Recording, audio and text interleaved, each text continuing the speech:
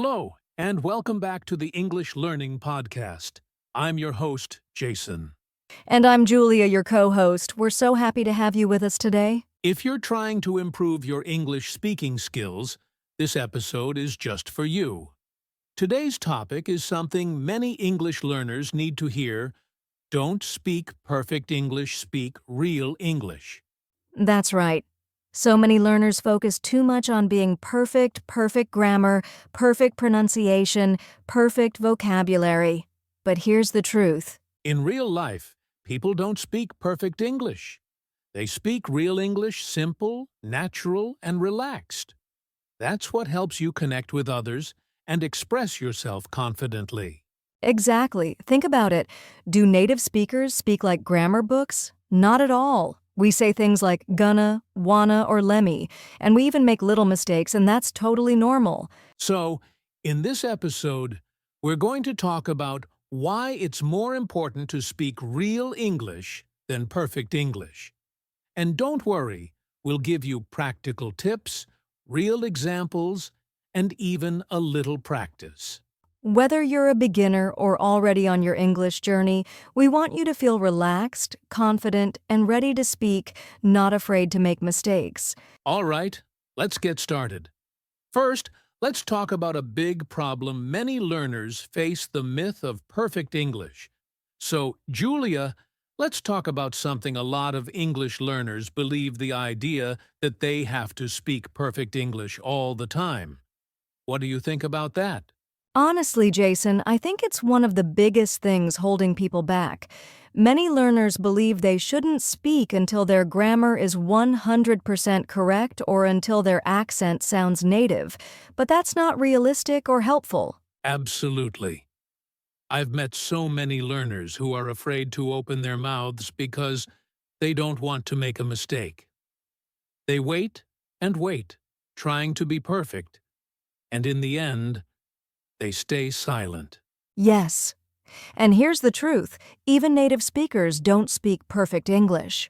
We pause, we say and we mix up our words, and sometimes we even forget how to say something. Exactly.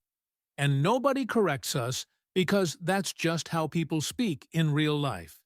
So, if you're a learner, why are you being harder on yourself than we are on ourselves? Right.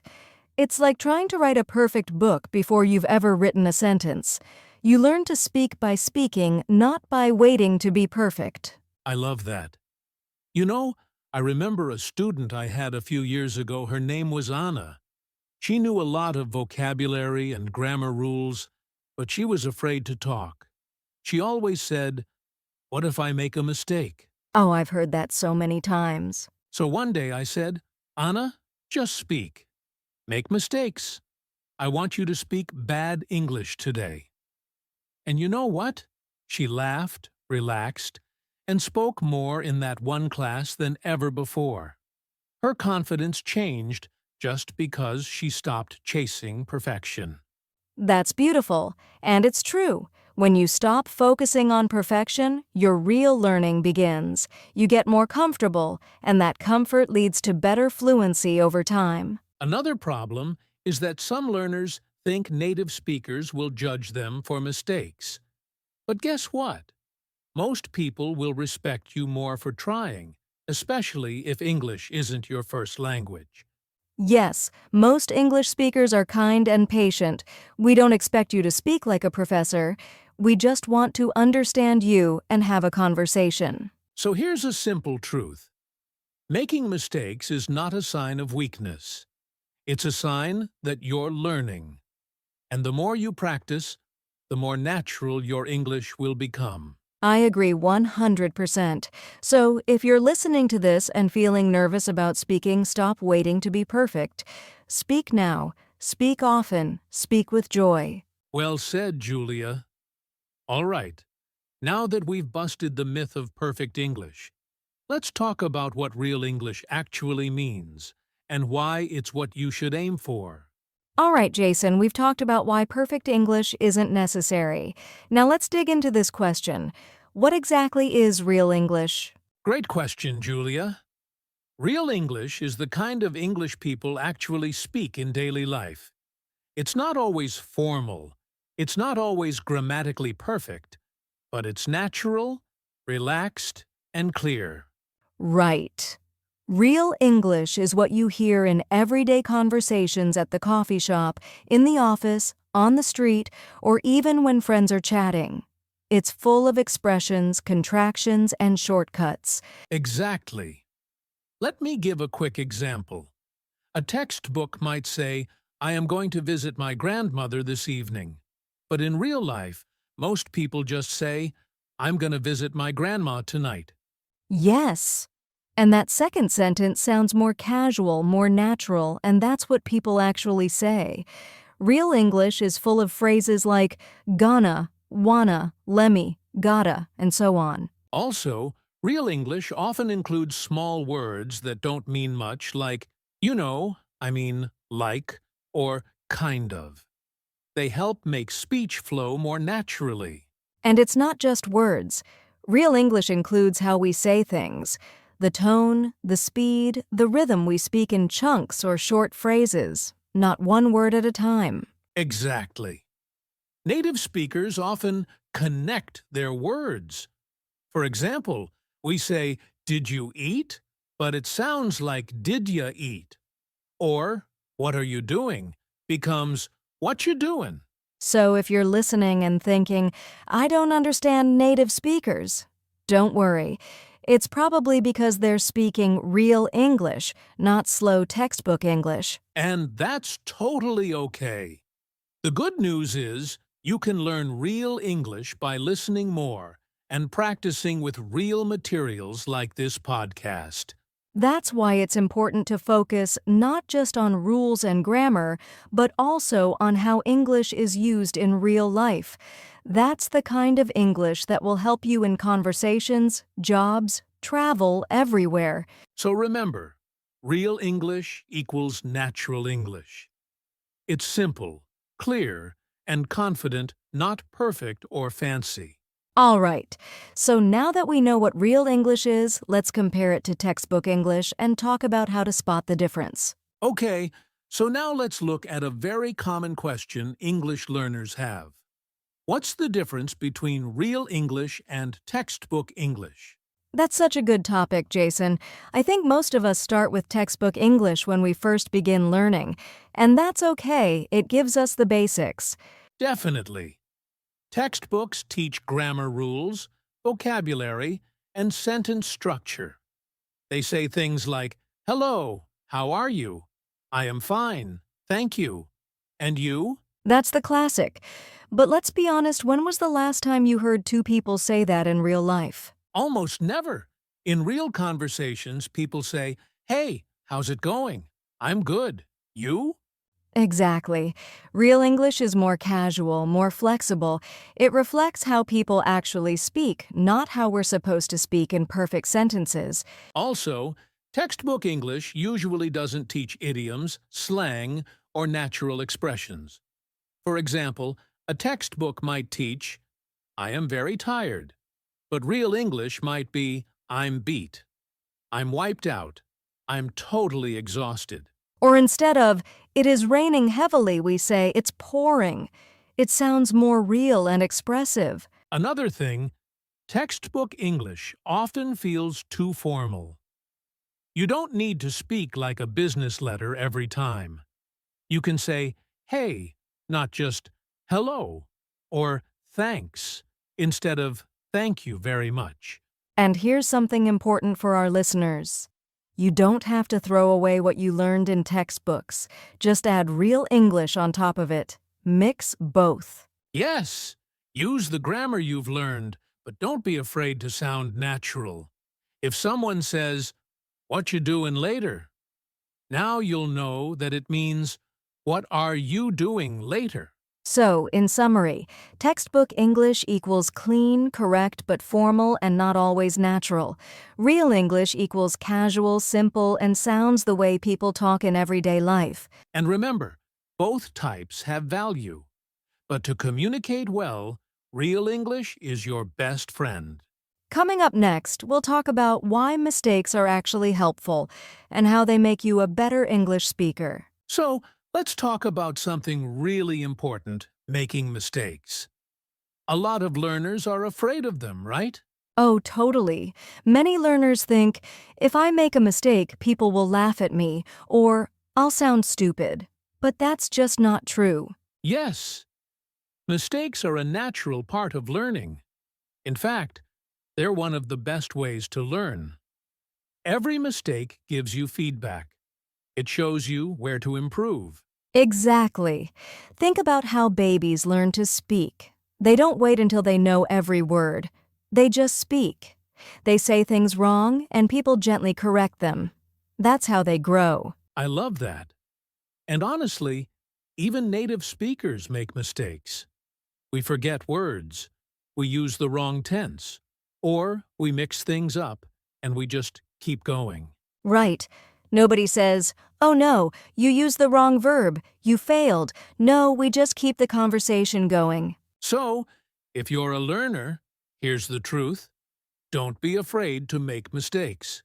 Be afraid of missing the chance to speak. That's powerful. Every time you speak, even with mistakes, you're getting better. You're training your brain to use English naturally. So the next time you're about to say something in English and you feel nervous, just go for it.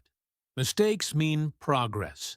Coming up, we're going to give you some real-life phrases and examples you can use to sound more natural even if you make a mistake or two. All right, so far we've talked about real English, the myths about perfection, and why mistakes are okay. Now let's talk about one of the best ways to learn real English, listening to real conversations. Yes, this is such an important point. Many English learners spend a lot of time reading grammar books or memorizing vocabulary, but real improvement often happens when you listen to how English is actually spoken. Exactly. When you listen to real conversations like podcasts, interviews, YouTube videos, or even movies, you get to hear the rhythm, the tone, and the natural flow of the language. And you also hear real expressions that people use in daily life, things like, "No worries," "What's up?" "Sounds good to me." These don't usually appear in textbooks, but they're so common in real life. Absolutely. Also, listening helps you understand how native speakers connect words. For example, instead of, "What are you doing?" you might hear, "Watch doin'?" Right.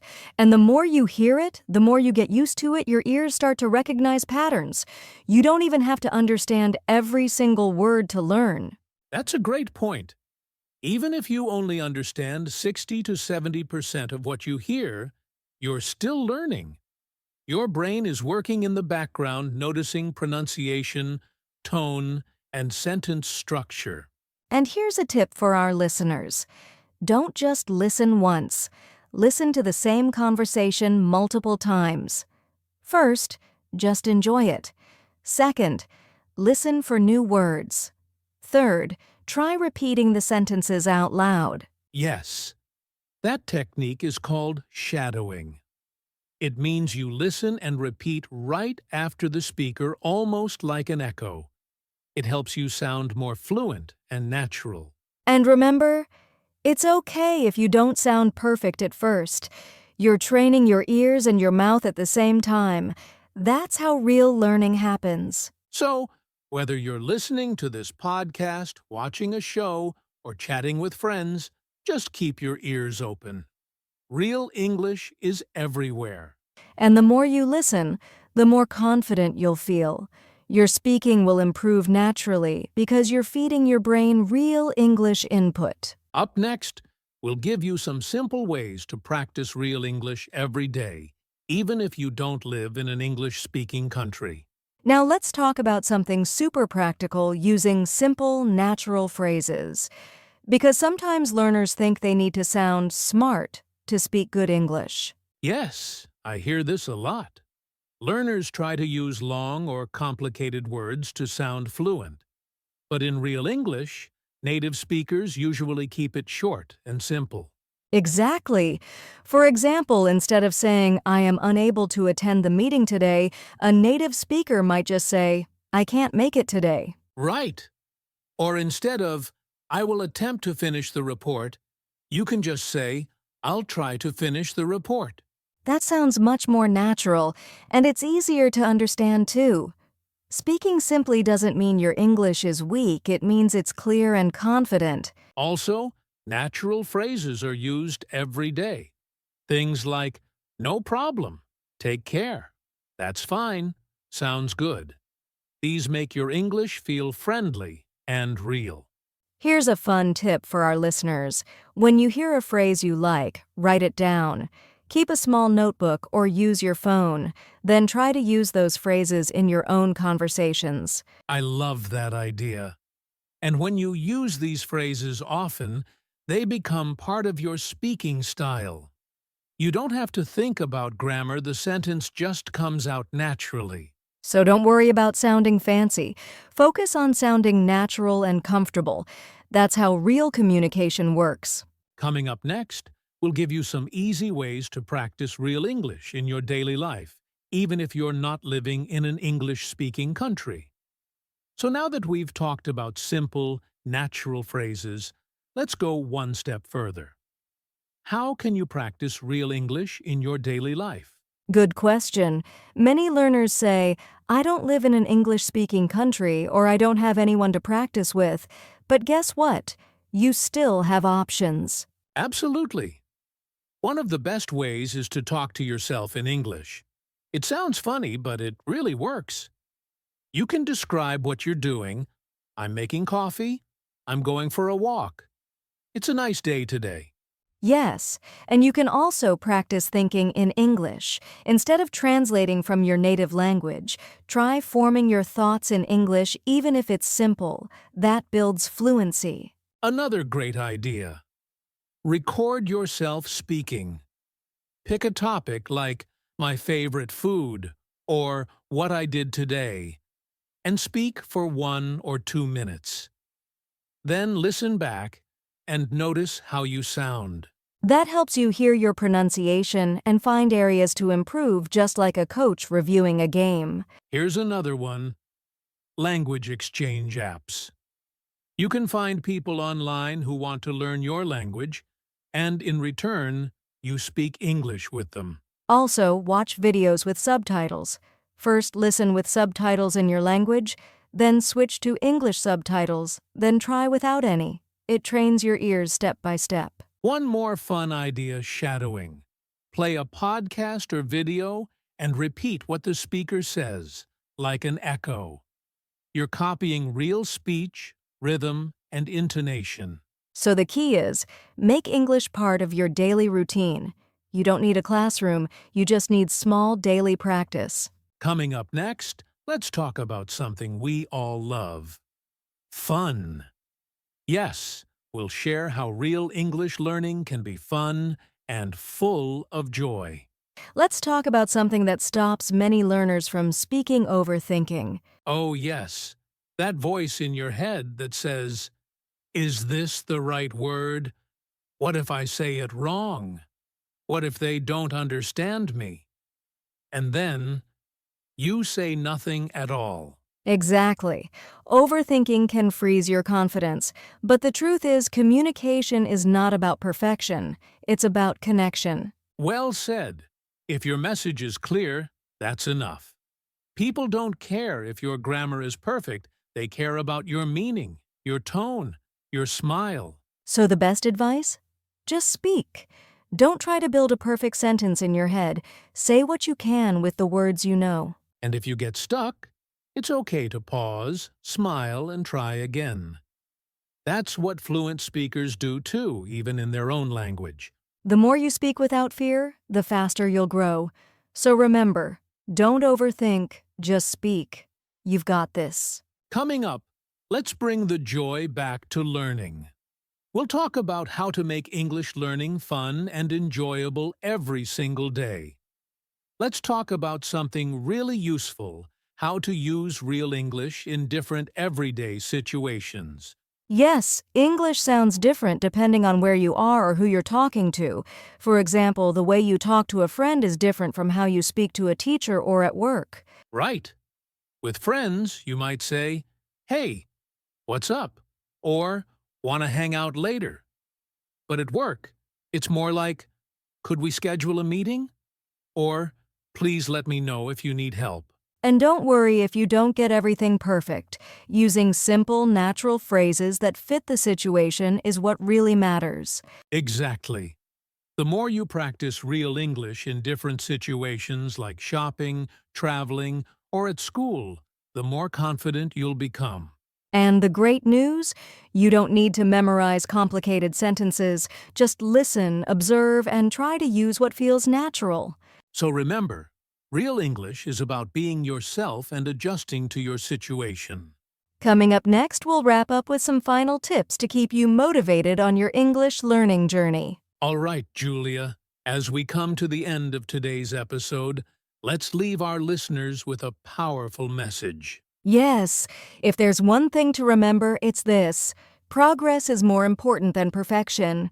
That's right. Every step you take, no matter how small, moves you forward. Don't get stuck trying to be perfect. Real English is about communicating, connecting, and growing. And don't compare your beginning to someone else's middle. Everyone learns at their own pace. Celebrate your progress, your courage to speak, and your willingness to keep trying. Remember, mistakes are part of the journey, and every time you speak, you get better. So keep going, keep practicing, and most importantly, enjoy the journey. You've got this. Thanks for listening, and we'll see you in the next episode of English Learning Podcast. Wow, Julia, we covered a lot today. From breaking the myth of perfect English to practicing real English every day. Yes, Jason. And remember, the key is to keep it simple, natural, and fun. Use real phrases, listen to real conversations, and don't be afraid to make mistakes. One last tip, be patient with yourself. Learning a language is a journey, not a race. Celebrate small wins and keep practicing. Also, try to speak English a little bit every day, even if it's just a few sentences to yourself or with a friend. And don't forget to subscribe to our channel for more helpful episodes like this. Thanks for joining us today. Keep speaking real English, and see you next time on English Learning Podcast. Take care and happy learning.